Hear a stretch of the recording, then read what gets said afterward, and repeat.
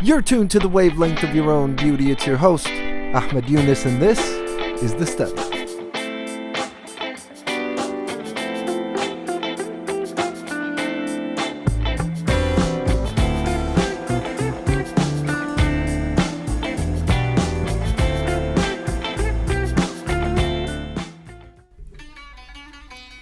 Ladies and gentlemen, you're tuned to The Study.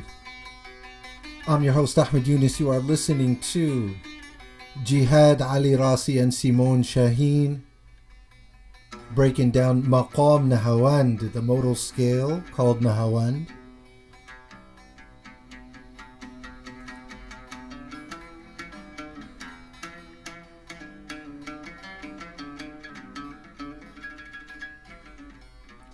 So the sentence that you just heard is a riff on a sentence created by Bati in his original taqsim or improvisation of Nahawand Do, which is one of the more famous freestyles in musical history.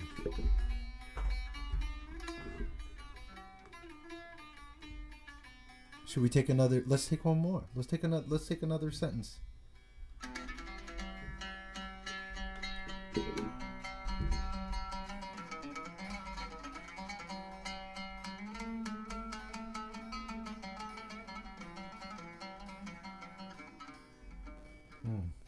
Maqam Nahawand.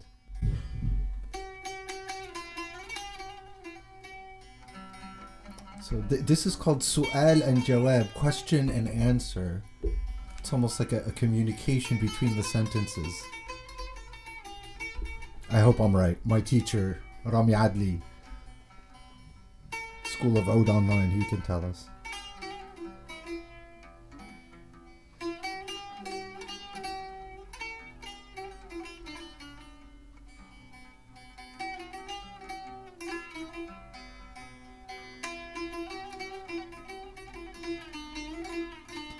Let me tell you the story of Aladin.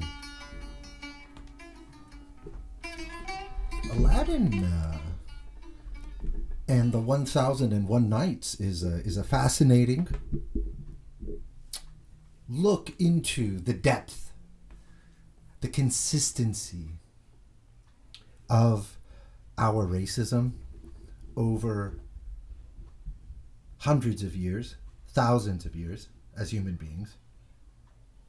And it's important for us to remember that symbols and identities, as we've discussed previously, are fluid. What they mean is different based on the person that is seeing, engaging the symbol. Okay, so their meaning, symbols, and their meaning oscillate between nodes, extremes, that portray either exaggerations of identities or intentionally created stereotypes that allow one to continue the manipulation and oppression of a group of people. Okay, I'm reading from my own work now. Getting away with racist symbols and portrayals is largely a function of the liquidity of their context and the ability of the speaker to send messaging to a specific and intended subset of the larger audience. Once you heard the oud beginning its improvisation, it took you to a completely different place. And I'm sitting here and I'm bobbing my head, and then I say, let me tell you about Aladin.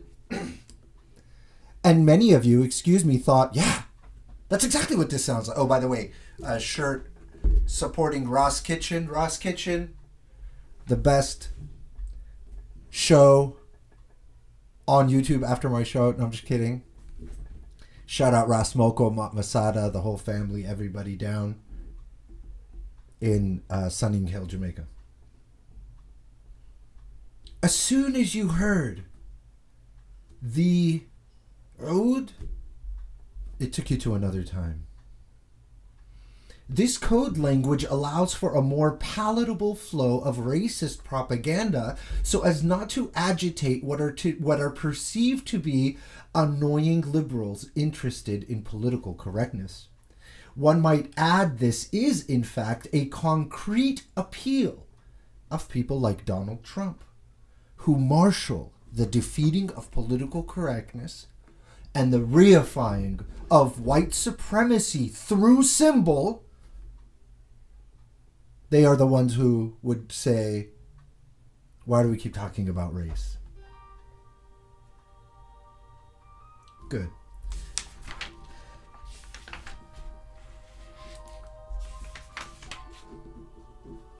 The image of cartoon tales of the 1001 Arabian Nights, a hallmark of Orientalist production, and the minstrel shows, which I've just began to talk about in this podcast, but we're going to get to in much more depth, are a hallmark of plantation slaves as a formidable and intersecting duo in the acculturation of Americans to racism. The links between Orientalism and anti-Blackness are formidable and predate their co-emergence on the American scene. I'm still reading from my work. This mix of worlds creates liquidity in the racist representation presented in popular culture, such as cartoons, for example, requiring a complex understanding of Western and global history to identify specific instances or themes of racism.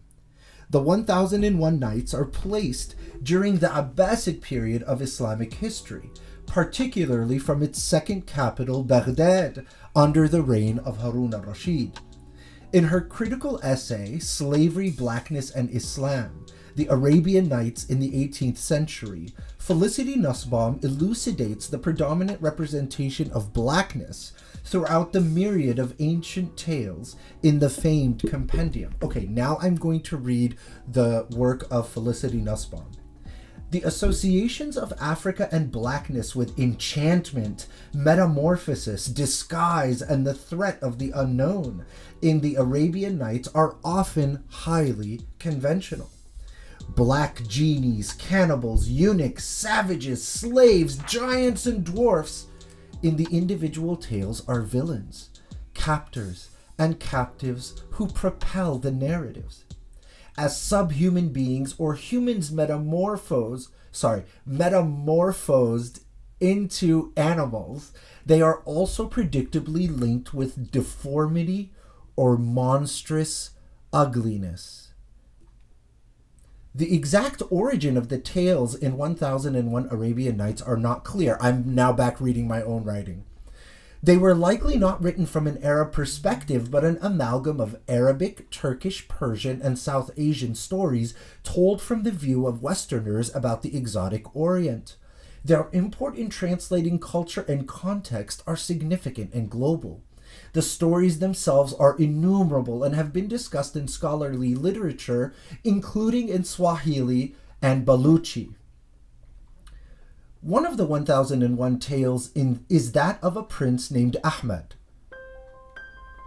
and Princess Banu. In the story, Prince Ahmed, the son of the Caliph of Baghdad, works with Aladin, to fight a black African sorcerer in an effort to win the hand of a fair, white princess.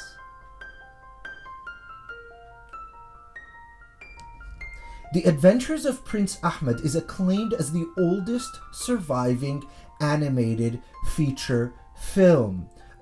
It was produced by Lotte Reiniger of Germany in 1926. The citation is Ashoff et al. 2008. Okay, the oldest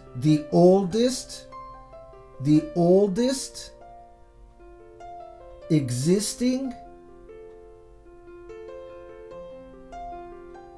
surviving acclaimed animated feature film is called what? The Adventures of Prince Ahmed. The film, an innovative work in the use of silhouettes, is a central cultural product in the connection of 1001 Tales to the Western world, and its narrative has been analyzed in many languages. Die Abentur, which is, that's not even German. Die Abentur, I don't know how to speak German. Like other German renditions of 1001 Arabian Nights, were largely a product of the confluence of print distribution of 1001 Tales in German and the advent of early German cinema. This coincidence, like that of black music's rise and the development of animated cartoons with sound, discussed later in this section, ensured the continuing influence of the stories they told and the values they carried. In the original Aladin and the Magic Lamp, author of the 1001 Tales, in the original Aladin and the Magic Lamp, another of the 1001 Tales, Aladin stumbles upon a genie. Before engaging the rest of the story, it's important to pause at the genie as a folk, religious, and cultural phenomenon to grasp the context of its significance in the original work. What is a genie? Are you ready, my people? Genie, Arabic for my jinn, is an English word for jinn, spelled the same in plural and singular forms, jinn and jinn, is a mythic creation of theological import in pre-Islamic Arabia and in the Quran with the advent of Islam.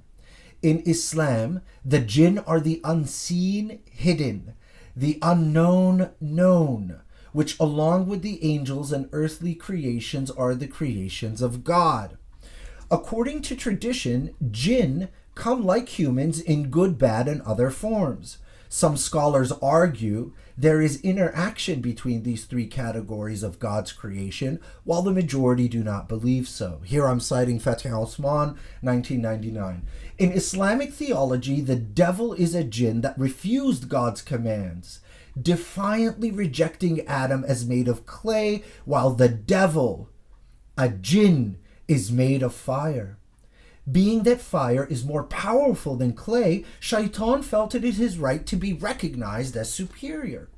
This is taken by some scholars as the first moment of racism and superiority in the story of God's creation. That Satan is above cooperation with Adam simply because he believes that it is better to be made of fire than it is to be made of clay. Human in Arabic is Bani Adam, literally translating into the progeny of Adam. So according to the tradition of Arabia and its import into the 1001 Tales, the genie, my jinn, was not something conjured up by an artist for the purpose of the story at hand. Rather, it comes from a visceral place in the pre- and post-Islamic corpus of culture. In pre-Islamic times, the jinn were a component of Christian theology as well as that of polytheists who worshipped various jinn representing a diverse array of powers. So the import of the concept brings with it a serious discussion of what in Islamic literature is referred to as jahiliyyah, and the juxtaposition of concepts that existed before Islam within Islamic theology and law. In this way, the genie as jinn doesn't necessarily represent a force for good or initial comfort for Aladin at first glance. Upon exiting the lamp, the genie exclaims, "Shubayk lubayk, abdak bain idayk." This translates to, "Command me anything you wish. Your slave," the genie referring to himself, "is between your hands." A potential reading of this offer within the linguistic and folkloric context presented above is that the progeny of Satan, a fellow jinn, genie, is offering to the progeny of Adam, Aladin, what Satan refused to offer to Adam pursuant to God's command. The genie's use of the word abdak, your slave, is telling. Abd in Arabic means slave. In fact, in the current popular culture of Arab countries imported to parts of the United States, the word abid, slaves, is used colloquially among Arabs for black people to such an extent that many Arab Americans contest they had no idea abid meant slave and were under the impression it simply meant black. I believe some of them, and I don't believe the others. Good. The other meaning of abd is that of a worshipper, like the name of Abdullah, the worshipper of Allah, Abdul Rahman, the worshipper of the source of mercy. And this linguistic note is the reason human dignity, rights, agency, and racial superiority are a core focus of the message of Islam. Conceptually, in Islam, you cannot be another man's slave while also being the servant or worshipper of God, citing Fathi Osman. حضرة السادة الركاب، أهنئكم بسلامة الوصول إلى مطار القاهرة